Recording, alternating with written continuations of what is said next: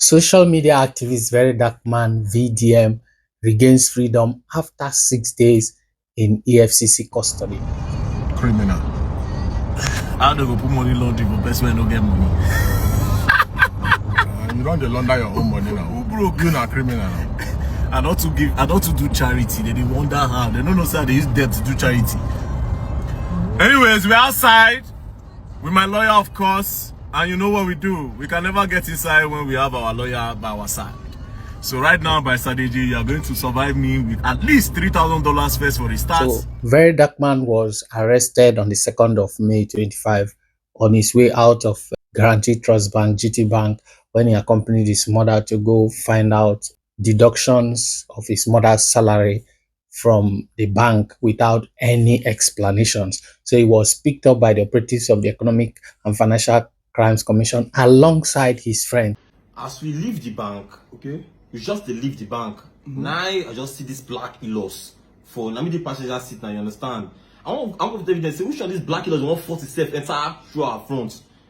Now next time I see this man, they come outside with black on black now, everything they come outside with gun. DSS. Like, what did that happen for you? Next time I see on that Camry, on that man, they come outside from this other side. So next thing I would just drag it up. You go say, oh God, relax, make I come down, make I park my car. Now they punch. Now they just they punch my lip, they punch VDM too. Like they stretch, they force himself for the driver's seat. He not green stop. So he stopped the car with the bridge us with two cars. Okay. So you understand? Sorry. So the guy just forced me out of the car, Me, I just said, man, don't man, go shoot me. You understand? So they forced us into the in-law. They see the punch. From the video that you can see that VeryDarkMan made with his lawyer when he left the EFCC custody, he talked about money laundering charges for someone that has no money. That's quite funny. So that takes us to what VeryDarkMan will always say, that you would trade your integrity for his publicity, that if you come for him, you are the victim, and if he comes for you, you are still the victim. Because looking at everything that has transpired within this period, from the manner in which he was taken, blindfolded, beaten, and all that, everything points towards the direction allegedly that these guys picked him up and we are looking for something incriminating in his phone or anywhere to just nail him. They actually had nothing against him, or it was just mere allegations or petitions from different individuals concerning him cyberstalking, which instead of EFCC to come out and clear the public, tell the public why they picked up VeryDarkMan, they were most times debunking statements credited to them. So why did they pick up this man? What was his offense? So from all he has said so far, we wait for further explanations from either himself or from his legal team. So many persons have been responsible for the freedom that VeryDarkMan enjoys today, apart from the fact that everything points to the direction that the guy is clean. His record is clean. He has nothing against his name, from what he said from that video that we just watched. So many persons were responsible. So many persons tried to air their voices, from Peter Obi, Shore to Atiku Abubakar, Davido. So there's one particular individual I'm looking for. Where is D1? Updates about VeryDarkMan's arrest. This is not about one thing, it's not about two, it's not about three. I'm going to allow the EFCC release an official statement, but you guys remember that I've been talking about some fraudulent activities that have been linked to the boy and the NGO and a lot of things. People were asking for evidence for me to put on social media, but the right thing has been done. I'm going to allow EFCC do a proper press briefing before we take it from there. But please, this is a lesson to you people. Social media is different from real life. You can talk on social media, you can make mouth, you can deny anything you want to deny, but the truth will always be out. And nobody, including me, where they talk, nobody's above the law. Do you understand what I'm saying? If you have done something wrong, there's no need to now come and start doing one blackmail. You are speaking for the those things. This is not about one thing. It's not about two. It's not about, it's a lot of things. Okay. D1 that was everywhere claiming the guy committed this, he did that, he did this and all that, and he must face the law. Where is D1? Listening to D1, you just feel that D1 is privy to some information that we are not. Maybe he has something that he knows, that VeryDarkMan has done, that EFCC is aware, that the public is not aware of. And that's why he was so confident in the things he was saying, in his insinuations and all that. And he was saying people should allow the EFCC to do their job and all that. Because there were so many questions, because before you take somebody into custody in the manner he was taken, then there should be some level of investigation. There should be some things leveled against this man, or some things that have been found against him before you go to that level of, especially the manner in which VeryDarkMan was taken. So you now start asking yourself, what was all this drama for? Or was it just an attempt to silence VeryDarkMan, or to silence dissenting voice in the society? Because VeryDarkMan truly is the voice of the voiceless. You can see how many persons, even foreigners, coming up to speak of how good VeryDarkMan is, of how VeryDarkMan has helped so many persons. Even you can even look at people like Ashmushi, one of the first persons that VeryDarkMan called out. Is it Blessing CEO, one of the people that have been having issues with VeryDarkMan? They have to set aside their differences and say, VeryDarkMan, this guy, EFCC needs to tell us why this man was arrested. But apart from D1, there's another person that I was very disappointed at the way he handled the station, and that is Pararan. Personally, that's one guy that I always felt he meant well for the public, he meant well for Nigerians and all that. And I always followed him, tried to follow up his content, comment, laugh, and all that. But I just realized that guy is just after what he will make from social media. He does not really care about Nigeria. Pararan, mock news.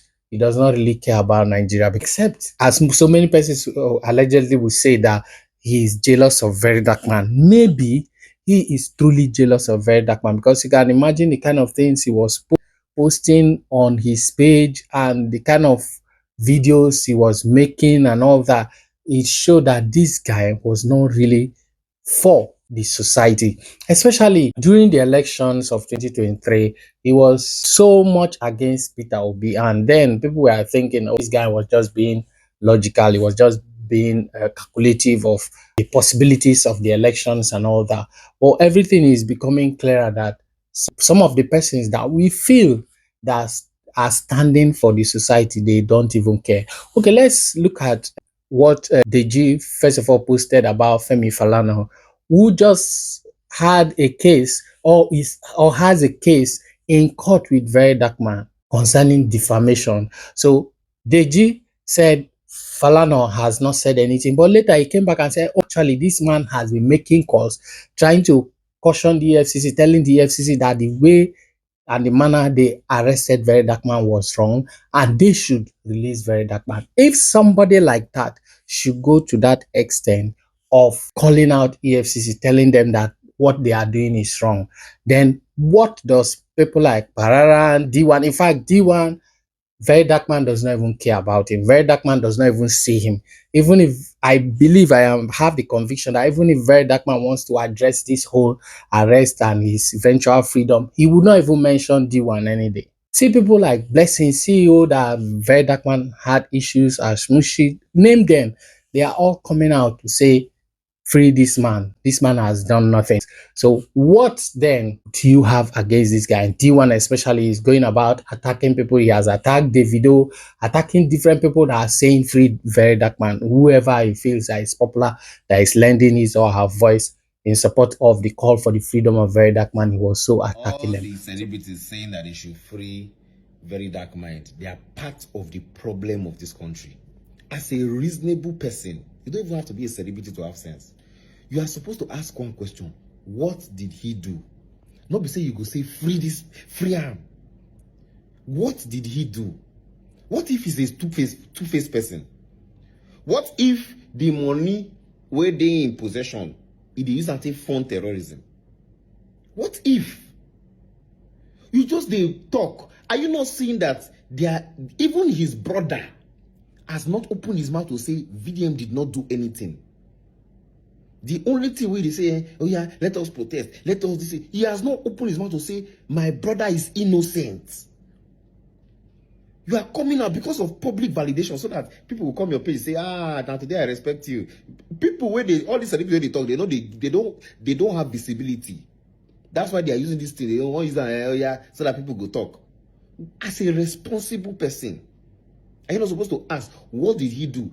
There are people till tomorrow that are saying free Nnamdi Kanu. There are people till tomorrow that are saying free Abakari. There are people till tomorrow that are saying free Evans. The question is, what did he do? Is it a capital offense? So if you are saying they should free VeryDarkMan, that means they should free Terry Akpala. That means they should free Nnamdi Kanu. That means they should free Evans. That means they should free Abakari. That means the officer that is serving this country, that Shenkuti slapped, harassed, humiliated, that means he deserves a national award. For a lawyer to come out and manipulate the situation, it shows that there's something more. How can a lawyer be lying to us, saying that the bank held him for 10 minutes until the authorities now came to arrest him, blah, blah, blah. Lying to us. Did he commit a crime? Yes. What crime did he commit? We don't know. You say me, you free him. Go free him now. Go free him. What if you come here tomorrow now say, this boy, they fund terrorism, or the money that is in his possession is fraudulent? Will you still, how will you feel? Congratulations, the Rattles. Congratulations, Nigerians, for standing up against intimidation, against suppression, against anything that will stop people from speaking against the ills of society. Congratulations. We can see the unity, the cooperation, and everything from different Nigerians speaking against what EFCC has done. If everyone will continue to stand on this ground, I believe fervently that things are going to change. Because if the government see that the people are, the citizens are responsive when it comes to issues bordering to the well-being of society, VeryDarkMan is one figure that is very significant as far as the Nigerian society is concerned. VeryDarkMan is somebody that stands against the ills of society. He can speak to anyone. He can address issues even to the highest office in the land. So for such a person to face this kind of thing, it means no other person is safe, because VeryDarkMan is popular. He has the media. So if somebody of that caliber can be taken in such a manner, then you can imagine what will happen to the common person, the ordinary citizen whose voice is not known.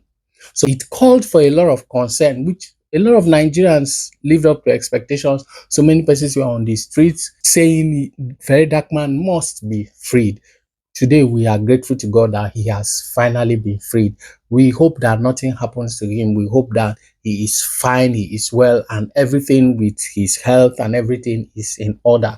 We hope that whoever was responsible for this thing is called to order. Whoever orchestrated this whole arrest and all that, if truly there is nothing against this man, then even the commission needs to question this person, because the integrity of the commission is called to question. Because everything boils down to the point where VeryDarkMan will always say, and I say again, that if you come for him, you are the victim, and if he comes for you, you are the victim. So truly, has EFCC sold their integrity for the publicity of VeryDarkMan? I leave that to you on the comment section. Do you think that this whole thing will further increase the popularity of VeryDarkMan, or one way this whole thing is going to silence VeryDarkMan? Do you think this whole episode will put some fear in VeryDarkMan and make him to start thinking that he's not safe and he will not go ahead to carry out what he is known for, calling out the wrongs of society,